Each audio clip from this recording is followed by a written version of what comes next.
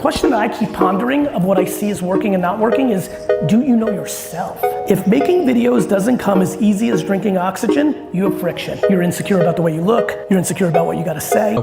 I have a really strong belief that in the next 30 years or so, all traditional brands are gonna die. With the power of democratized media, like us creating a podcast, there are hundreds and now thousands of individuals who have stood up and created their own brand and their own presence because of the content that they create on Twitch, on Twitter, on YouTube, etc., on podcasting. And as a result, they become the trusted sources of influence, and it's why they're called influencers. And ultimately, these influencers are becoming the brands. They can, like Mr. Beast launched a chocolate bar, became like the #1 chocolate bar in the country. He just opened up a burger restaurant last week. 10,000 people showed up. #1, no, more than that, like 100,000 or something. It was insane. It was like the #1 burger restaurant opening, or #1 restaurant opening in history. Kylie Jenner launches a makeup brand, takes off, becomes this $1 billion brand. Kim Kardashian launches a clothing brand, becomes a $3 billion brand. These are not just brands, they're businesses. Hello, my name is Dobby, and if you're watching this video, then you're probably just like me. You've seen clips on the internet of people talking about content creation. Maybe it's Mr. Beast, maybe it's the people on podcast, maybe it's Gary Vee. I got curious as well, so I bought this book about content creation called Create Something Awesome by Roberto Blake. I read the book, all 180 pages, and today I'm going to summarize the main points of it so you don't have to read the book if you don't want to. It covers topics like self-improvement, how to make great videos, entrepreneurship, and imposter syndrome. Before we get into the main points of the book, I'd like to talk about Roberto Blake's story. Currently, he's a content creator with over 600,000 subs who makes $300,000 annually, but didn't start that way.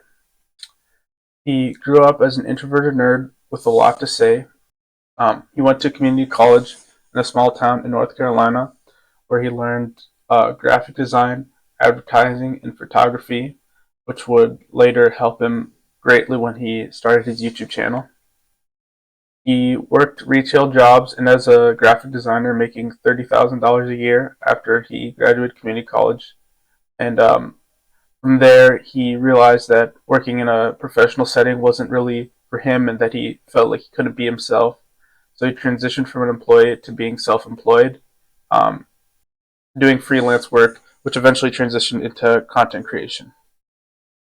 When he was 29 years old, which is old for a YouTuber, he got started seriously making YouTube videos. He'd only posted 30 videos in 4 years, and he was insecure about his appearance on camera and he wouldn't show his face. Once he started showing his face, he posted weekly content, and 11 months later, he had over 10,000 subscribers. Roberto is someone who believes content is the way of the future. In a decade, content creation will be a widely respected field, and businesses will seem silly to not be using content creation as part of marketing. It'll be as ubiquitous as a company having a website. So the first part of the book, Roberto talks about the creator economy, which is a system currently being formed in which people are paid to make content about things they're passionate and knowledgeable about. These are essentially one-person media companies. An advantage to the creator economy is that it has no gatekeepers. The audience decides what content is great, not experts or people with qualifications. The advantages to this is that establishment media won't accept everybody.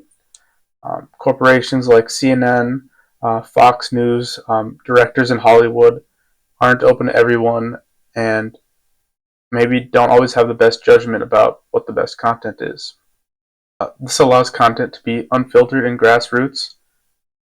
Some examples of success stories would be Roberto Blake himself, who is a black man from the Deep South who does not have a college degree, without a 4-year degree.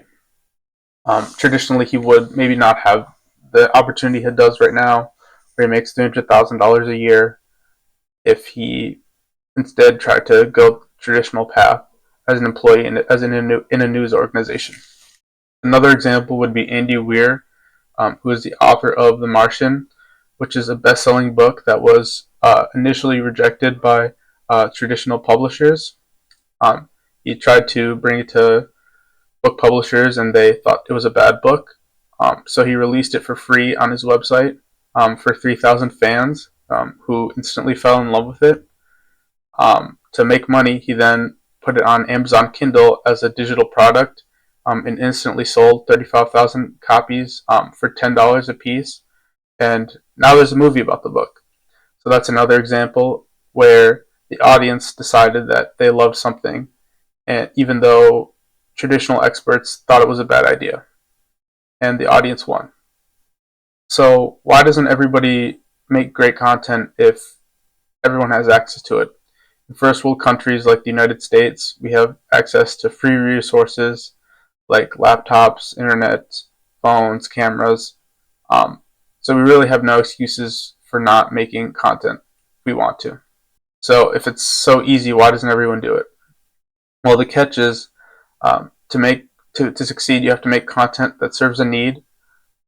Educational content is great because entertainment is something that everybody kind of thinks of doing, but only great entertainment can be successful, whereas educational content is a little less popular, but that serves a clear purpose. The second thing you need to succeed is courage and commitment. Making content requires persistence. Many can't handle the rejection of making videos that people don't watch. Lots never start, or they can't get through the initial low performance or missing their own expectations. To make content, you must risk failure, and success isn't guaranteed. Just by definition, you have to be nonconformist. 99% of people consume content from 1% of people. Another important topic that Roberto covers in the book is entrepreneurship versus being an employee. He makes the argument that there should be no more starving artists, which are people that are trying to be content creators or be creative who can't afford to feed themselves and survive. Due to new technology, there are plenty of ways to monetize a channel or monetize being creative, so people should be able to afford to feed themselves now. He talks about most people not doing what they love for a living, and he asks the question, what does that have to do with you? In Roberto's opinion, he thinks this is controversial. Being above average is a choice, and most people don't pursue exceptionalism. You have to choose not to be part of the herd and to try to be excellent. A key point of the book that stuck out to me was that no one will value your time more than you do. As an employee, no matter how good you perform, you are paid the same amount, and it's based off of what other people think you are worth.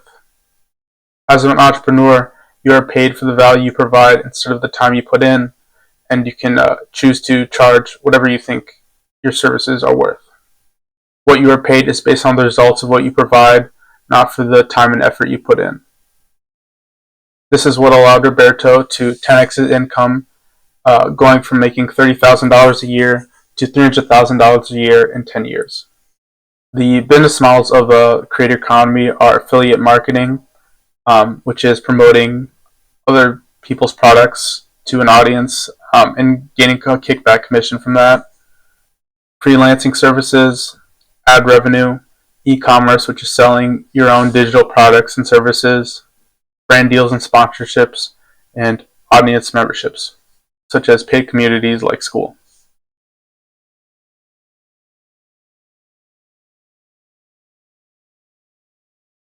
Another important topic that stuck out to me is authenticity and emotions.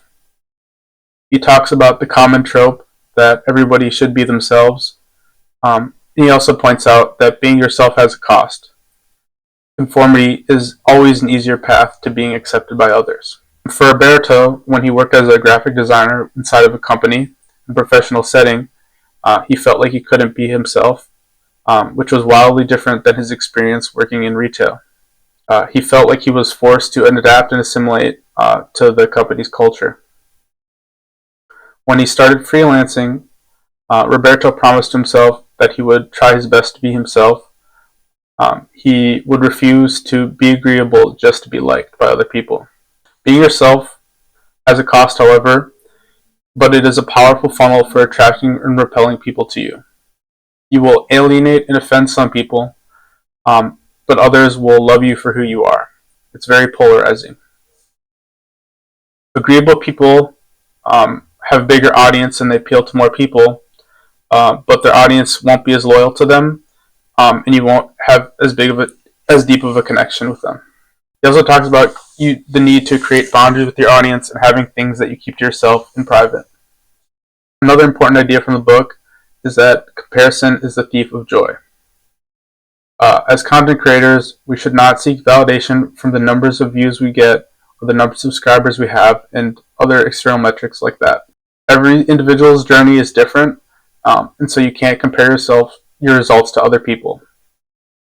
Instead, we should take inspiration from larger creators and learn from what we think they're doing well.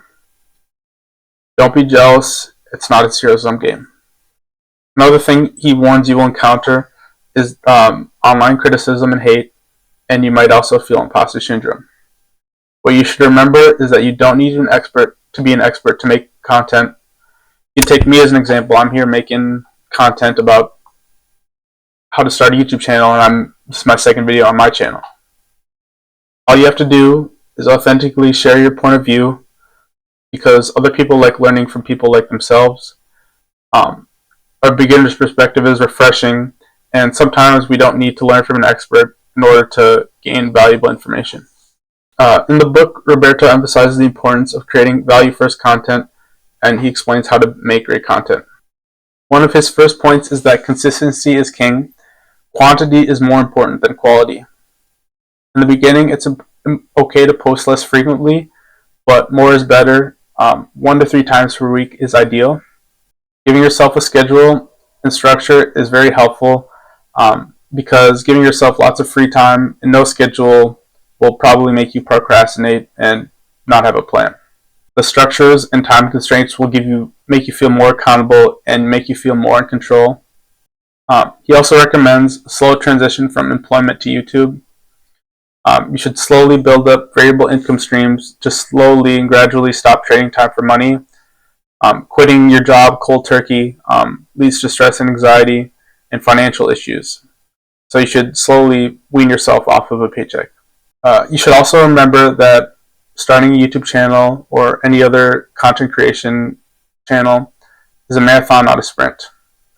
Most successful creators only last 5 to 7 years. There's a lot of burnout. So you should make consistency a goal and set input goals like uploading, not output goals like subscribers, to keep yourself motivated. Being a successful creator requires motivation, which would be external goals like subscribers and money and views. Also requires discipline, which is internal drive, and accountability, which is commitment. Discipline is the most important feature and will help you where motivation fails. In other words, you don't have to always feel like making content in order to make content. You can do it just because that's what you do. Finally, Roberto's strategy for making high quality content revolves making content around a specific evergreen niche that you choose. For him, that is content about making YouTube videos, which is something that, as long as content creation remains relevant, will always be something people want to learn about. You should use software like vidIQ to identify common keywords searched so that you can title your videos around things with high search volumes and low competition. This signals demand for a certain type of content. You should aim to produce content of acceptable quality or in high quantities around a specific niche and get videos ranked highly in that niche to build credibility. And you should also use affiliate links for income. So in conclusion, thank you for watching my video about Create Something Awesome. It's a 180-page book I read. If you'd like to purchase the book yourself, I put a link in the description. And if you found this video helpful and learned something from it, please consider subscribing to the channel. And I appreciate your time. Thank you. My name is Dabi.